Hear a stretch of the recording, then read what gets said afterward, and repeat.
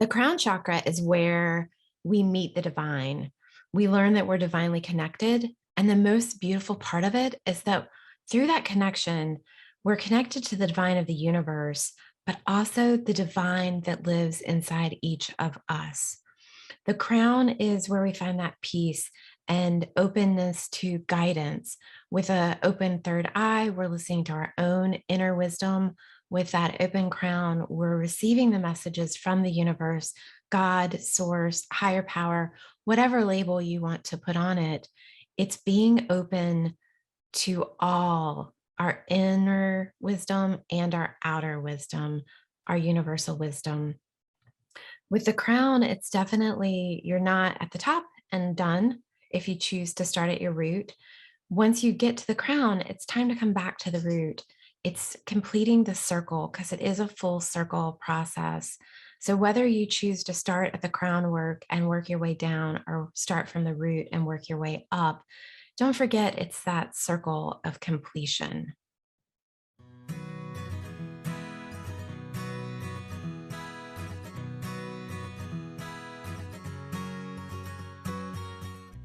How much do you know about the chakras?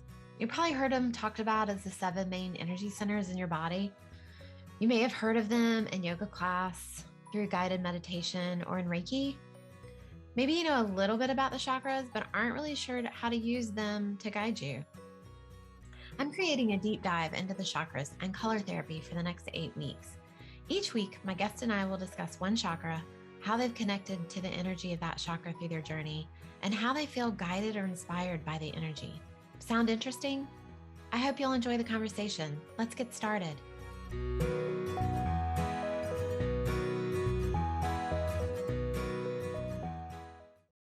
Hi, and welcome to today's episode of Crowning Journey. And we're wrapping the chakra series. Today, we're talking about the crown chakra, and it's just me. It's been an interesting journey for me. And I admit that I've resisted doing the crown chakra. I tried to find a guest, and then finally realized it was because it was about my journey through the chakras and through opening the crown. And then I've resisted and resisted recording it. So thank you for listening. Here we go. My personal journey through the crown was to really connect to the divine that lives inside of me. It's easy for me to connect to the divine of the universe, to God, to my source, to my higher power, because of all the other work I've done. That's what I believed that the crown was because it's the top. When I go into meditation, I my special place is this giant tree in the middle of a field. It almost makes me feel like that tree. There's two versions of the tree that I connect with. It's either the tree from the Berenstain Bears books, or it's the tree from Fried Green Tomatoes, where they're laying under it and they're collecting honey. But it's this big tree with a big roots and big base in the middle of this beautiful, vast, massive field. And so when I am going into a Reiki session, receiving Reiki, or I'm going into a deeper meditation, my way to count down is to walk that field to get to the tree. And then once I'm in the tree, I either climb into the trunk and go down into my lower chakras and my lower self, or I climb up the branches. Once I reach the top of the tree, I start climbing on clouds. It's kind of like Mario Brothers. All these clouds come crisscross that help me get up there. And so, crown work before this huge journey that I've been on was always connecting to my source, to my higher power. And because of my dark night of my soul, because of the different journeys I've been through, it's been easy for me to connect to that because I put on my faith. And I always say that I'm glad that God has a better plan for my life than I do, because the plan he has is way better than I could have ever imagined. So that's kind of where I've been. And through this last jaunt through my chakras and the deep dive that I've been on, I've really begun to see the divine in me.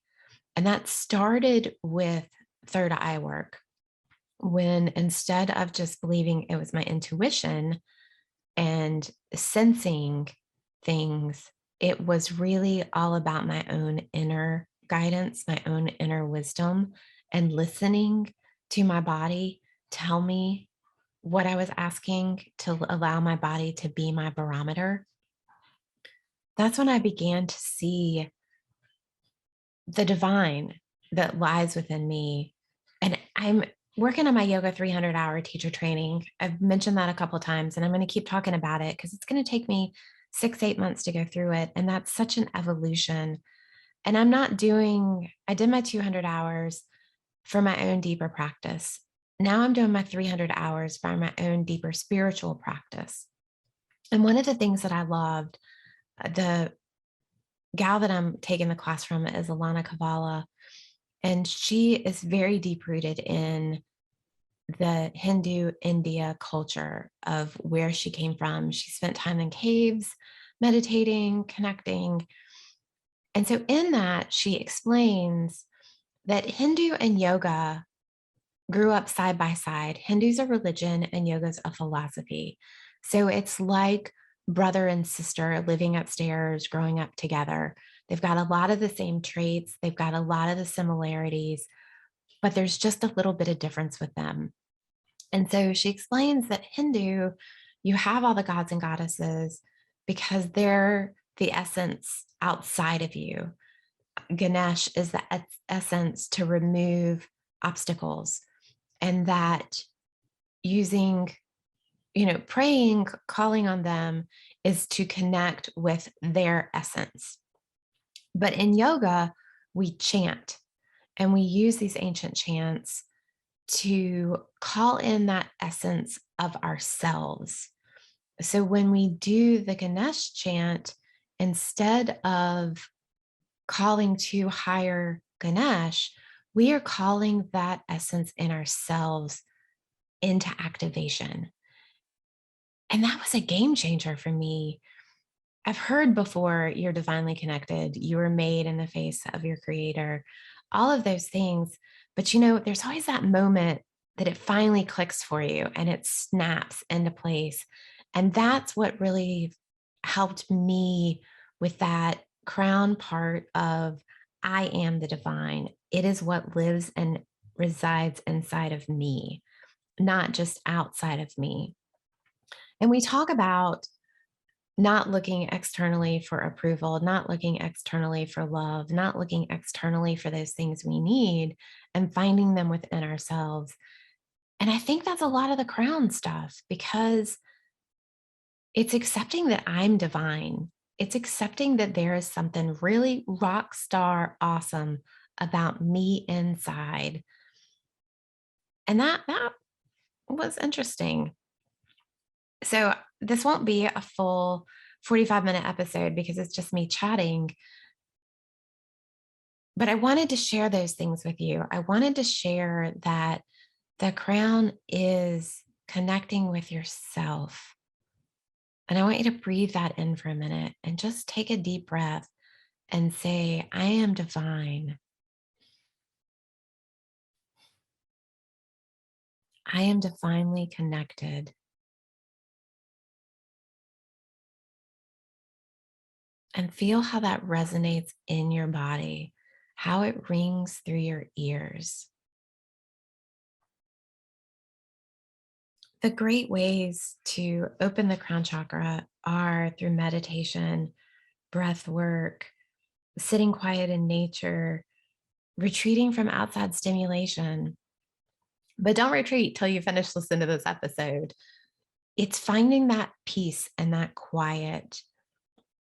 And as we've talked about, all the different chakras are connected. Breath work is huge for heart work. Breath work is huge for third eye. Breath work is huge for crown, because all of those are sitting in the peace, feeling connected to yourself, to your inner wisdom, to your heart. And that's the beauty of sitting quietly in nature. And when I say retreating from outside stimulation, it's not outdoors, it's the noise of the world. It's turning off social media at bedtime. It's reading before you go to sleep and reading something that's enriching for your soul. I love crystals. I have used crystals as a support from my spiritual journey for a long time because they really raise my vibration. So I was given a talk last weekend talking about crystals, essential oils, yoga, the things that I've used to support me along the journey.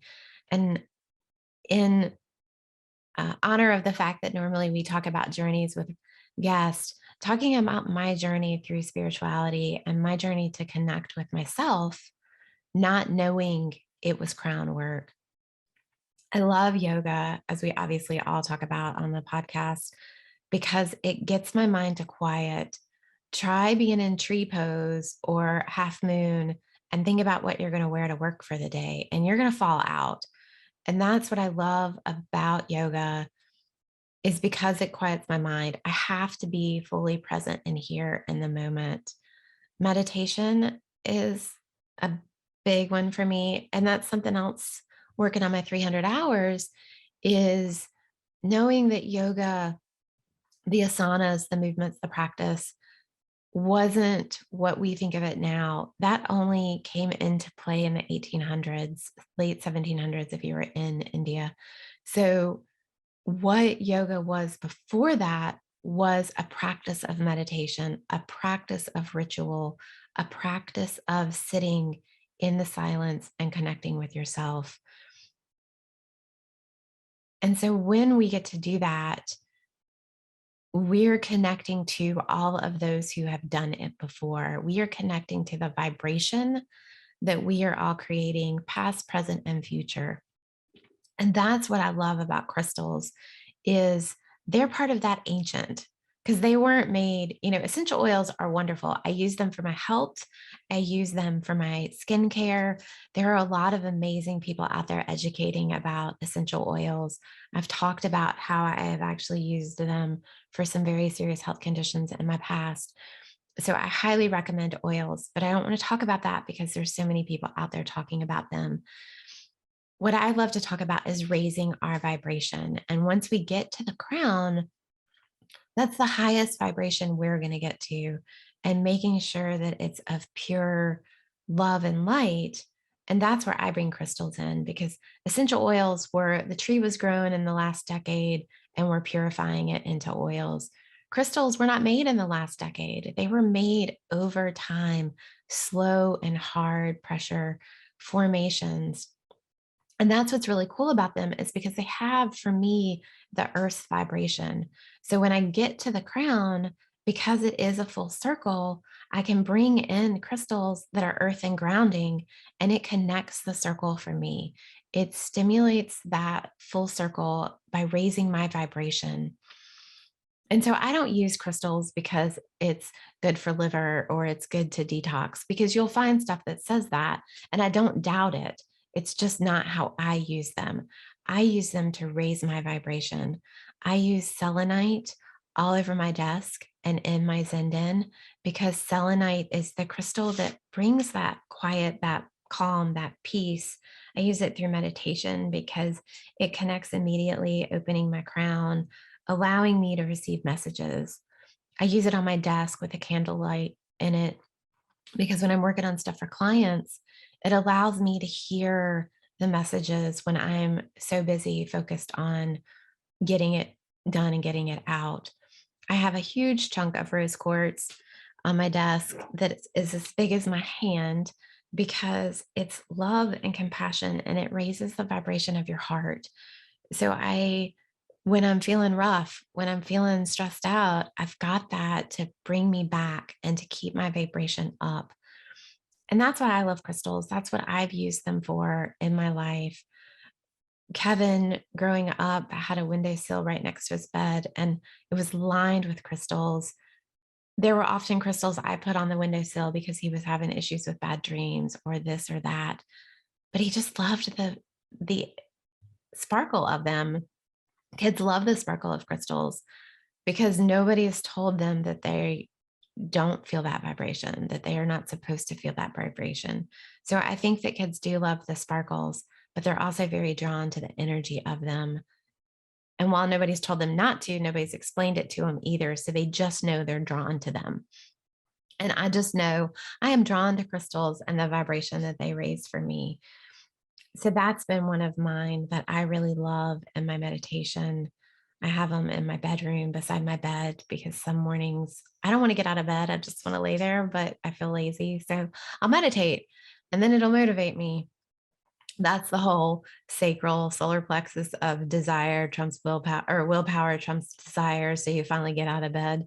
Um, so it's been a fun journey to learn to trust myself with my own inner wisdom of my third eye, to begin to see the divine in myself instead of just the divine outside of me. I hope that you have enjoyed the chakra series. I'm sure that we will dig back into this again in the future. It's been a fun journey for me to have the guests to talk about it, to hear their journeys. We had the sacral with Natalie, where she brought in the elements and talked about how water was really prevalent in her life for a little while. And that brought me closer to the elements of the lower chakras and kind of connecting with those. So I really hope that through the series, you have picked up something a little deeper, a little more meaningful, that the next time you go through that chakra, it will really connect for you. It's been a great journey for me on this. I thank you for being a part of my journey. I hope to be a part of yours. And if you're just catching this recording and haven't checked out any of the others, I invite you to go back. If this is wrapping the series for you, please reach out. Let me know what it was for you through Instagram, or leave a review on the podcast app if you're able. I would love to hear from you also, other things that you're interested in us doing a series on. I'm going to dig back into guest modalities and the journey, but I would love to hear from you and know how I can be of service to your journey. Thanks for being with me.